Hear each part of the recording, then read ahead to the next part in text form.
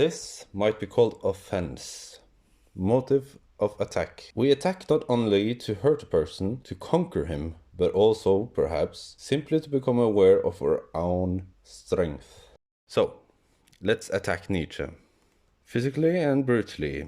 I'm not looking to explain him from a historical or philosophical perspective. I'm not looking to explain him at all, actually. There's enough of that already. Nietzsche is one of those people who's been mythicized to the point where we forget to actually engage with him. We forget that he was just a dude. Instead, we approach him like a metaphorical statue, unmoving and unapproachable. We talk about him and what he said, so we sometimes forget to consider what he actually said. I think this way of attempting to understand people, brilliant or not, harm our ability to sensibly grasp their ideas. It creates a dualistic black and white perception of their ideas or actions. I like him, agree with him, or I don't like him, agree with him. So instead of giving a whole ass value judgment on the man, I just flipped through one of his books, Aphorisms on Love and Hate, that is, to be exact, and found something I might have some thoughts on, some ponderings on, something to engage with, as if he were contemporary and ordinary. Quote, "To offend and be offended. It is much more agreeable to offend and later ask forgiveness than to be offended and grant forgiveness. The one who does the former demonstrates his power and then his goodness. The other, if he does not want to be thought inhuman, must forgive. Because of his coercion, pleasure in others' humiliation is slight." Now, let's start where I find this sentence most intuitively disagreeable. Quote, "The other, if he does not want to be thought inhuman." Why should it make him be thought inhuman? We will contemplate this. Is it because humans in general have a tendency to negatively judge others based on perceived flaws? Or is it because the nature of a true human is to forgive such offenses? Surely, a person who cannot forgive possess something less. He is not as much of a complete human. Or at least we can claim this if we assume virtue is in itself human. But is it?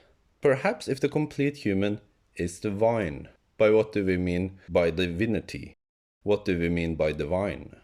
One can surely say this is true, that the complete human is divine.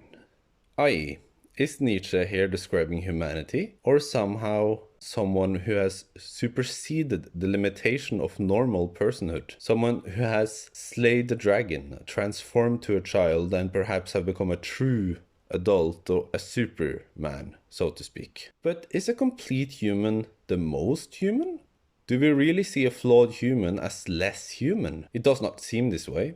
We talk of a complete or divine human as godly in some ways. The divine completion of a human makes the human transcend humanity itself as a Brahman, Buddha, saint, enlightened, one with God, etc. I would argue a person who cannot forgive is not seen as inhuman but non-divine, maybe more human.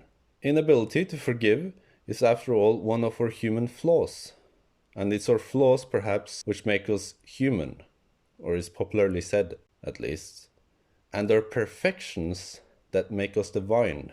Even the seemingly imperfect perfections are only a hindrance to our divinity because we perceive them to be imperfect. As soon as that veil is lifted and our perfection becomes conscious, divinity is revealed. So I propose Nietzsche's assumption is in deriving how other people will think. He thinks they will see you as inhuman because of the offense, but doesn't consider that the opposite might just as well be true, i.e., that they will think he is imperfect, therefore human. This is strange, since this knowledge is something he himself believes exists. It is implied in the very idea of a Superman being an evolutionary step away from normal humanity. To another point, is power innately human? Here Nietzsche is using power in fusion with strength, i.e. Macht in German. But is Macht a specifically human capability? Surely not, as animals can show a multitude of strength. The mother bear will sacrifice her life to protect her child, has strength both emotionally and physically. Now you must be seething in your seats, angry that I do not understand that this is not what is meant by power here. he means something quite different, much more like self-realization. That is what he means when he says power. True power is the ability to form oneself in a way. In this way, one can argue that it surely is the truer human, the one who has freed himself from the chains he bound himself in. One who has not committed philosophical suicide, conquered what lies within. And it's true then, the very symbol of Macht and Styrke is a lion. The symbol Nietzsche himself uses for someone who has beset himself to actually fight his bonds. These are what you would call machtige tier, powerful animals. An animal would not be flawed. So if power isn't exclusively human, but flaws are, an animal would not be flawed. The idea of something that is flawed relies on the mental image of an essentially perfect incarnation of the thing or a concept perceived as flawed. Is it true that people would see you as inhuman? Unfortunately, it might be. We are quick to dehumanize others. If they are as opposed to us, less completed as a human, they are surely less divine. And if others are less divine, surely we must be more divine. And the most literal, holier than thou. Is it the feeling of offense itself that endangers one's humanity? Well, he doesn't exactly say it has the capability to endanger our humanity, but to, if not forgiven, risk making us be thought inhuman. And that is really just an assumption.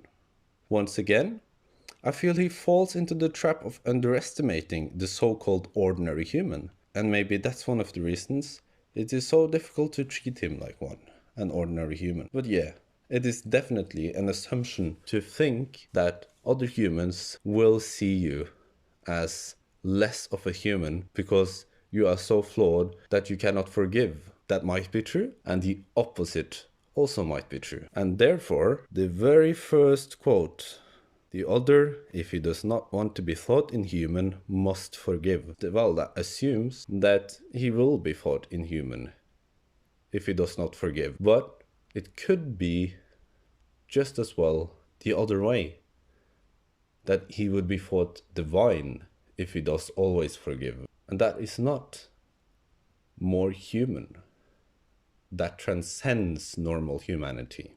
And so the conclusion might be correct, that because of this coercion, the coercion of the assumption that you will be thought inhuman will make pleasure in others' humiliation slight. Still, it is an assumption to think that most people would be as lowly as to think you are inhuman because of your human flaws.